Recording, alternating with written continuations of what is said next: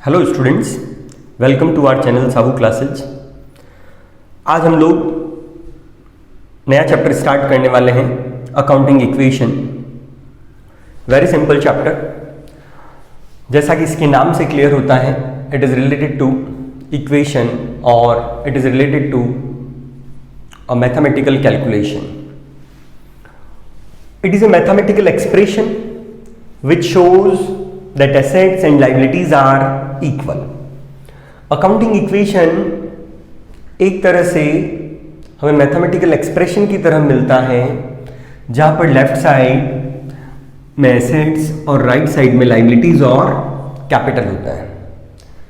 तो left side हमेशा balance रहेगी, इक्वल रहेगी राइट साइड। लेफ्ट साइड में हम सारी एसेट्स को मेंशन करते हैं और राइट साइड में लाइबिलिटीज और कैपिटल को मेंशन करते हैं। It is also called accounting equation और balance sheet equation. Accounting equation का दूसरा नाम क्या है? बैलेंस शीट इक्वेशन के नाम से भी जानते हैं। ये सिर्फ हमारे थ्योरी पॉइंट ऑफ व्यू से समटाइम्स क्वेश्चन आता है, select the correct accounting equation in multiple choice question, then assets equal to liabilities plus capital। Accounting equation में काम करने के लिए अलग अलग ट्रांजेक्शन्स दिए हुए रहते हैं। जैसे हम लोग जर्नल में जब एंट्रीज पास करते हैं तो हमारे पास बिजनेस ट्रांजेक्शन्स होते हैं। उन्हीं बिजनेस ट्रांजेक्शन को जब अकाउंटिंग इक्वेशन या बैलेंस शीट फॉर्म में प्रेजेंट करना होता है तो उसे हम अकाउंटिंग इक्वेशन कहते हैं। जैसा जर्नल में रूल था, हर ट्रांजेक्शन कि कम से कम दो जगह इफेक्ट आएंगे, वन डेबिट वन क्रेडिट। उसी तरह से यहाँ पर डेबिट और क्रेडिट तो नहीं होता है, लेकिन हर ट्रांजेक्शन कम से कम दो जगह इफेक्ट जरूर लाएगा। Each transaction will affect two or more than two items. Accounting equation का हर ट्रांजेक्शन दो या दो से ज़्यादा आइटम्स को अफेक्ट करेगा। तो इसमें आइटम्स को मेनली ब्रॉडली तीन कैटेगरीज में बांटा हुआ है, असेट्स, लाइबिलिटीज एंड कैपिटल। तो what are the different assets? Assets में भी cash balance, bank balance, stock, debtors, furniture, machinery, prepaid expenses and accrued income. तो हम लोग सबसे पहले बात करते हैं कैश बैलेंस की। सारी एसेट्स को हम वन बाय वन डिटेल में डिस्कस करते हैं। असेट्स में सबसे पहला एसेट्स का आइटम दिया हुआ है कैश बैलेंस। जैसा कि हमने शुरुआत में कहा, हर ट्रांजैक्शन दो आइटम्स पर इफेक्ट करेगा। तो हम लोग बात करते हैं कैश कब कब अफेक्ट होगा। कैश अफेक्ट होने का मतलब बिजनेस में कैश का बैलेंस कब बढ़ रहा है और कब कम हो रहा है।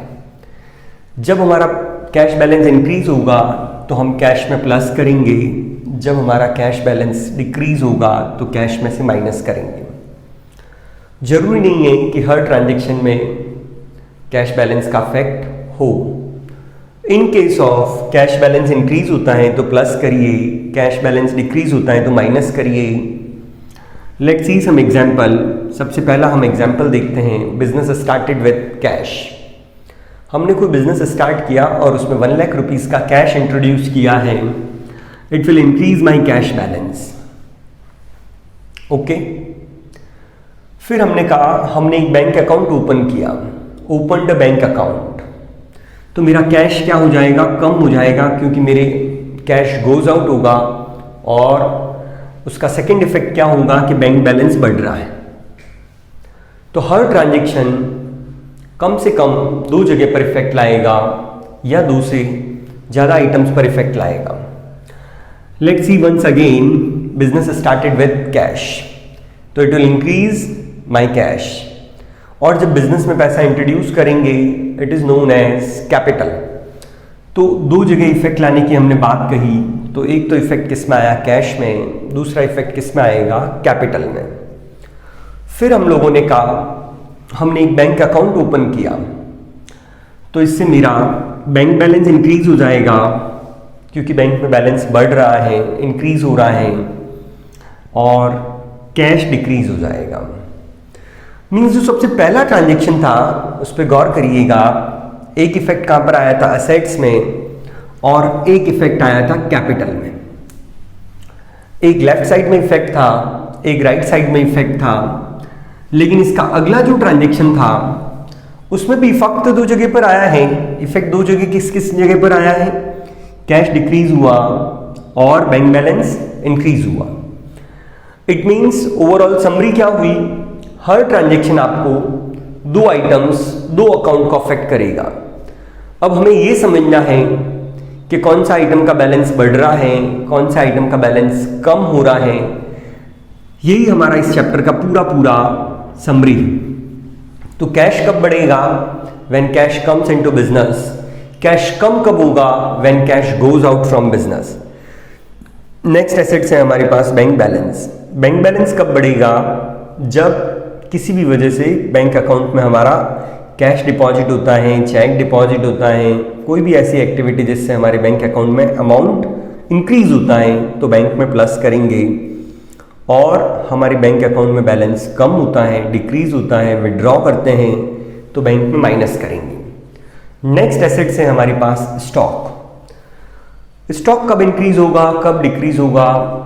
स्टॉक जब भी हम गुड्स परचेज करेंगे तो हमारा स्टॉक बढ़ेगा, इंक्रीज होगा, और जब हम स्टॉक सेल करेंगे, गुड सेल करेंगे तो हमारा स्टॉक डिक्रीज होगा। तो स्टॉक में ऐड कब करना है, व्हेन वी परचेज गुड्स, और स्टॉक में से लेस कब करना है, when we sell goods. Next है हमारी डेटर्स। डेटर्स का सबसे पहले तो मीनिंग आना चाहिए। When we sell goods on credit basis, when we sell goods on credit basis, those customers are known as debtors. जब हम लोगों को उधार में माल बेचते हैं तो वो सभी लोग हमारे लिए क्या बनते हैं, डेटर्स बनते हैं। तो डेटर्स इंक्रीज कब होंगे, जब हम उन लोगों को क्रेडिट में गुड्स सेल करेंगे, और डिक्रीज कब होंगे, जब डेटर्स से हमको पैसा रिकवर होगा। जब डेटर्स से पैसे आएंगे, कैश कलेक्शन फ्रॉम डेटर्स या cash received from customer, cash received from debtors, तो डेटर्स का बैलेंस क्या हो जाएगा, कम। जब हम कस्टमर्स को क्रेडिट में गुड्स सेल करेंगे तो वो क्या बन जाएंगे, हमारे डेटर्स को इंक्रीज करने वाला केस हो जाएगा। तो debtors is very special in assets. जब हम क्रेडिट में गुड्स सेल करेंगे, जब हम उधार में माल बेचेंगे, कस्टमर्स को उधार में जब भी गुड्स सेल किया जाएगा तो डेटर्स हमारे क्या हो जाएंगे, इंक्रीज हो जाएंगे।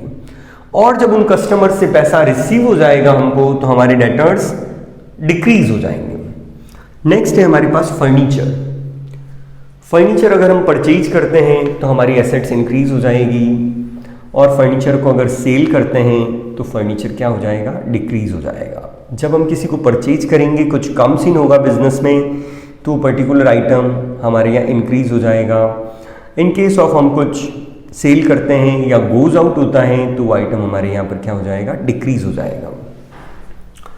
तो ये थी हमारी एसेट्स। जैसे फर्नीचर है, सेम ट्रीटमेंट है किसका, मशीनरी का। कुछ दो स्पेशल आइटम दिए हुए हैं, prepaid expenses and accrued income. Prepaid expenses का मतलब होता है those expenses which are related to next year but paid in this year. Expenses paid in advance is called prepaid expenses. अगर क्वेश्चन में mention किया हुआ है एक्सपेंसेज पेड इन एडवांस, तो आपको एसेट्स में सेपरेटली उसको प्रीपेड एक्सपेंसेज के नाम से शो करना है। सिंपली एक्सपेंसेस पेड हो, सैलरी पेड हो, उसकी बात नहीं कर रहे हैं हम लोग। किसकी बात कर रहे हैं, when expenses are paid in advance. जब एक्सपेंसेज को एडवांस में पे किया जाएगा तब हमें उन्हें प्रीपेड एक्सपेंसेज के नाम से शो करना है। नेक्स्ट है accrued income. Income earn but not received. Question में क्लियरली मेंशन किया हुआ आएगा, we have earned the income, we have interest earned but not received. In case of any income earned but not received के case में accrued income assets में show किया जाएगा।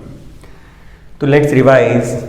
Cash, bank, stock, debtors, furniture, machinery, prepaid expenses, accrued income। Assets इनके अलावा भी हो सकती हैं या इनसे कम भी हो सकती है। जरूरी नहीं है कि हर क्वेश्चन में सारी एसेट्स आए। मैक्सिमम क्वेश्चन में कैश और स्टॉक, उसके अलावा कोई एसेट्स कभी कभी आती भी नहीं है। तो डिपेंड करता है क्वेश्चन पे कि क्वेश्चन में कितनी एसेट्स दी हुई हैं, उतने कॉलम्स आपको बनाने होते हैं। मेन इंपॉर्टेंट मैटर क्या है, कब एसेट्स इंक्रीज हुई और कब डिक्रीज हुई। आपको इंक्रीज और डिक्रीज का ध्यान रखना है कि कब हमारा बैलेंस बढ़ रहा है या कब हमारा बैलेंस कम हो रहा है। जिस पर्टिकुलर एसेट्स का बैलेंस बढ़ता है उसे आप क्या करिए, प्लस करिए। जिस एसेट्स का बैलेंस कम होता है उसे क्या करिए, माइनस करिए। Liabilities are very simple. Liabilities में सबसे पॉपुलर क्या है, क्रेडिटर्स। क्रेडिटर्स में हमको कौन से ट्रांजेक्शन्स नोट डाउन करने हैं, when we purchase goods on credit. जब हम कुछ उधार में खरीदते हैं, it may be goods, it may be furniture, it may be equipment. जब भी आपने कुछ क्रेडिट में परचेज किया है तो आपको उसे किस में लिखना है, क्रेडिटर्स में लिखना है। क्रेडिटर्स मीन सप्लायर, जिन लोगों से हमने कुछ परचेज किया है आइदर गुड्स और एनी अदर थिंग, तो उन्हें हम किस में शो करेंगे, क्रेडिटर्स में। Outstanding expenses, expenses due but not paid. Expenses due होते हैं लेकिन हमने उनको पे नहीं किया, तो वो हमारी क्या है, लाइबिलिटीज हैं, लाइबिलिटीज में शो किया जाएगा। Sometimes unearned income. Unearned income का मीनिंग क्या है, इनकम रिसीव्ड इन एडवांस। कोई भी ऐसी इनकम जिसके लिए हमने काम नहीं किया है लेकिन हमको पैसा एडवांस में रिसीव हो चुका है, उसे हम अनअर्न्ड इनकम के नाम से जानते हैं। Those income which are related to next year but received in this year is known as unearned income. Next है हमारे पास capital. It is very special. Be careful. सबसे ज़्यादा मिस्टेक होने के चांसेज किसके साथ हैं, कैपिटल के साथ, क्योंकि कैपिटल खुद एक सेपरेट कॉलम है। कैपिटल में मल्टीपल आइटम्स नहीं है। आपको कैपिटल में या तो ऐड करना है या कैपिटल में लेस करना है।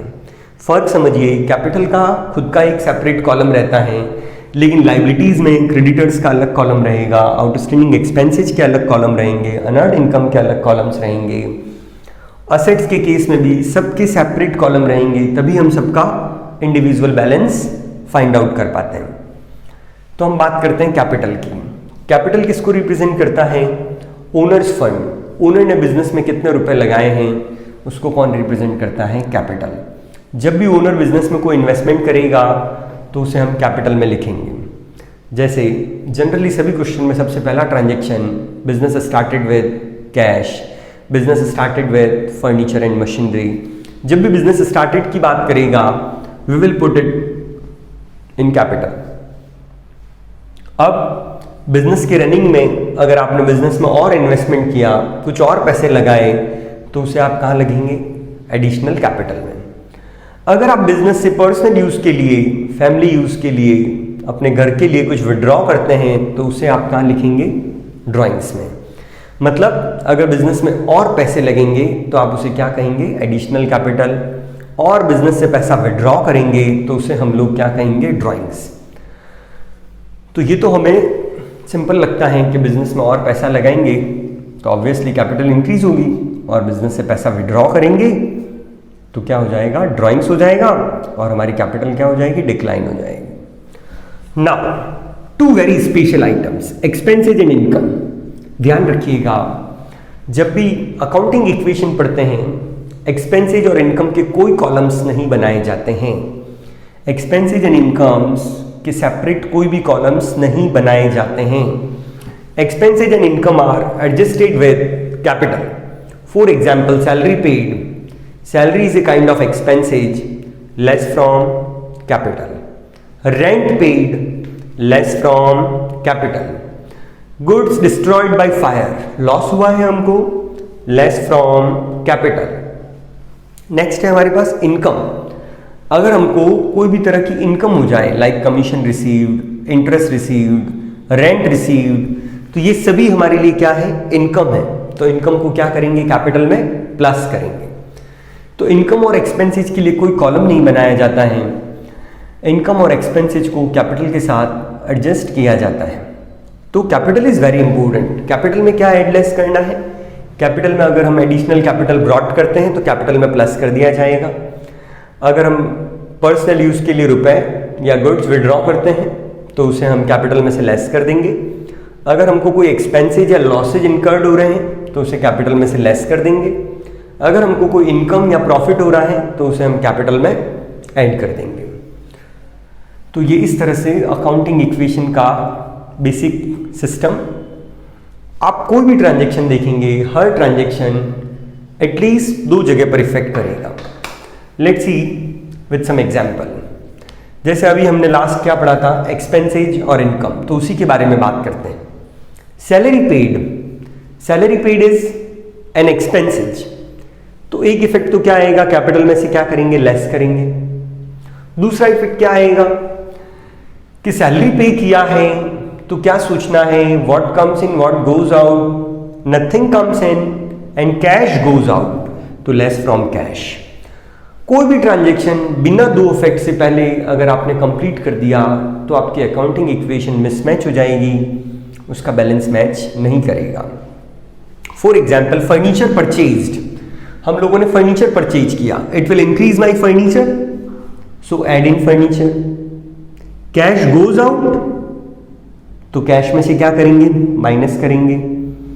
एक जगह लिखा हुआ आया मशीनरी बॉट, मशीनरी खरीदी, it will increase my machinery, तो मशीनरी में ऐड कर देंगे। और कैश गोज आउट, तो कैश में से माइनस कर दिया जाएगा। फॉर एग्जाम्पल लिखा हुआ है purchase goods from Rakesh, purchase goods from Rakesh, goods purchase किया है तो मेरा स्टॉक बढ़ जाएगा, लेकिन नाम मेंशन किया हुआ है गुड्स परचेज फ्रॉम राकेश। नाम आने की वजह से क्या मानना पड़ेगा, हमने ये गुड्स कैसे परचेज किया है, क्रेडिट में परचेज किया है, उधार में खरीदा है, तो हम इसे क्रेडिटर्स में भी क्या करेंगे, ऐड करेंगे। नेक्स्ट हम देखते हैं गुड्स सोल्ड, कुछ भी मेंशन नहीं किया हुआ है, इट मींस हमने गुड्स कैसे सेल किया होगा, कैश में सेल किया होगा। It will increase my cash and decrease my stock. Good sell करेंगे तो what comes in, cash comes in, what goes out, goods goes out, तो गुड्स स्टॉक में से माइनस कर दीजिए, कैश में क्या कर दीजिए, प्लस कर दीजिए। तो हर ट्रांजैक्शन 2 जगह इफेक्ट करना चाहिए। अब वो 2 जगह ऐसा नहीं है कि एक लेफ्ट में और एक राइट में, ऐसा नहीं बताया। हो सकता है एक एसेट्स इंक्रीज हो जाए, एक एसेट्स डिक्रीज हो जाए, हो सकता है एक एसेट्स इंक्रीज हो जाए और एक लायबिलिटीज इंक्रीज हो जाए। तो डिपेंड करता है ट्रांजैक्शन पे कि वो 2 जगह किस तरफ इफेक्ट आ रहा है। हो सकता है दोनों इफेक्ट कहाँ जाए, असेट्स में, हो सकता है दोनों इफेक्ट कहाँ जाए, लायबिलिटीज में, हो सकता है दोनों इफेक्ट कहाँ जाए, कैपिटल में। But don't worry, we will read the transaction. हम अगले वीडियोस में ये भी समझेंगे कि ट्रांजैक्शंस को सॉल्व कैसे करते हैं, उस समय हमारे पास सारे एग्जाम्पल्स होंगे, तब हम डिस्कस करेंगे। अभी हम लोग इसके थोड़े और रूल्स हैं जिनकी हेल्प से हम लोग अकाउंटिंग इक्वेशन को इजीली कर पाएंगे। अब हम लोग देखते हैं अकाउंटिंग इक्वेशन का फॉर्मेट। जब न्यूमेरिकल क्वेश्चंस करते हैं तो अकाउंटिंग इक्वेशन को किस फॉर्म में प्रेजेंट करना चाहिए उसके बारे में डिस्कस करते हैं। आप अपने रजिस्टर को रोटेट करवा लीजिएगा और सबसे पहला कॉलम बनाइएगा serial number. Next column is related to particulars. Serial number में हमें ट्रांजैक्शन नंबर पुटअप करना है। पर्टिकुलर्स में जो भी ट्रांजैक्शन का शॉर्ट डिस्क्रिप्शन आप लिख सकते हैं, like narration as per journal. जैसे हम लोगों ने बिजनेस स्टार्टेड किया तो बिजनेस स्टार्टेड लिखिए, गुड्स परचेज किया तो गुड्स परचेज लिखिए, ऑन कैश हो तो ऑन कैश लिखने की ज़रूरत नहीं, ऑन क्रेडिट हो तो जरूर मेंशन करिए ऑन क्रेडिट। फर्नीचर परचेज है तो फर्नीचर बॉट या फर्नीचर परचेज लिखिए। तो पहला column serial number, next is particulars, then we have to leave the space for assets. हमारा फॉर्मेट क्या था, इक्वेशन क्या थी, assets is equal to liabilities plus capital. उसी सीक्वेंस को फॉलो करते हैं। तो एसेट्स में कोई भी क्वेश्चन बिना कैश और स्टॉक के कंप्लीट नहीं होगा। अगर कोई भी बिजनेस के ट्रांजैक्शंस की बात करेंगे तो 100% वहाँ पर कैश जरूर होगा, स्टॉक जरूर होगा, फर्दर एसेट्स हो जरूरी नहीं। जो भी दूसरी एसेट्स आएगी उनके लिए आप स्पेस छोड़ के रखिए। जैसे हमारे पास डेटर्स आया तो एक कॉलम किसका बना दीजिए, डेटर्स का। अगर मेरे पास बैंक के बारे में ट्रांजैक्शन आ रहे हैं तो एक कॉलम बैंक का बना दीजिए। अगर फर्नीचर के बारे में बात हो रही है तो एक कॉलम फर्नीचर का बना दीजिए। अगर प्रीपेड एक्सपेंसेज के बारे में बात हो रही है तो एक कॉलम प्रीपेड एक्सपेंसेज का बना दीजिए। तो डिपेंड करता है क्वेश्चन पे कि एक क्वेश्चन में हमें कितने कॉलम्स की फर्दर रिक्वायरमेंट होगी। और अगर बिल्डिंग मशीनरी कुछ इस तरह का और हैं असेट्स तो और उसका नाम मेंशन कर दीजिए। जनरली ये ऑब्जर्व किया गया है 5-6 से एसेट्स ज़्यादा नहीं होती है। मैक्सिमम केसेस में जो हमारी बुक्स में क्वेश्चंस हैं उसमें 7 एसेट्स आर एट मोस्ट। बाकी डिपेंड करता है क्वेश्चन पे कि क्वेश्चन में एसेट्स 2 हैं, 5 हैं, 7 हैं। तो एक स्टैंडर्ड मानते हुए हम लोगों ने कैश और स्टॉक को थोड़ा सा एज कंपेरेटिव अदर एसेट्स थोड़ा सा बड़ा कॉलम बना दीजिए। बाकी जो जो क्वेश्चन में एसेट्स होगी उन सब के आपको सेपरेट कॉलम्स ड्रॉ करने पड़ेंगे। आप पहले से लाइन चाहे तो बनाएं, नहीं तो आप छोड़ सकते हैं स्पेस। जितनी एसेट्स आएगी हर एसेट्स का एक नया कॉलम लाइन ड्रॉ कर दीजिएगा। अगर आगे कोई एसेट्स नहीं आती है तो कोई लाइन बनाने की रिक्वायरमेंट आपको नहीं है। नेक्स्ट है हमारे पास लाइबिलिटीज। लाइबिलिटीज में ऑलमोस्ट सभी क्वेश्चंस में क्रेडिटर्स तो होगा ही, क्रेडिटर्स इज कंपल्सरी, क्रेडिटर्स सब में होता है। जनरली हर क्वेश्चन में कहीं ना कहीं गुड्स परचेज के बारे में बात होती है और ऑन क्रेडिट परचेज करता है तो क्रेडिटर्स हो सकता है। फर्दर कोई लाइबिलिटी जैसे बैंक लोन है, आउटस्टैंडिंग एक्सपेंसेज हैं, इन केस ऑफ हो तो और उनके कॉलम्स बना दीजिए, अदरवाइज स्पेस छोड़ दीजिए। और लास्ट कॉलम किसका बनाइए आप? कैपिटल का। तो let's revise the format. First column will be serial number, next particulars, then cash and stock is compulsory, remaining columns, remaining assets are not compulsory, her question में हो जरूरी नहीं। लाइबिलिटीज में भी जनरली क्रेडिटर्स होता है, बाकी आइटम्स हो जरूरी नहीं, कैपिटल तो कंपल्सरी होगा ही। ओके, तो ये आपका फॉर्मेट कंप्लीट हुआ। नेक्स्ट वीडियो में हम लोग इसके एग्जाम्पल्स करना सीखेंगे और बीच में जो हमें और नए रूल्स की रिक्वायरमेंट होगी उनको डिस्कस करेंगे।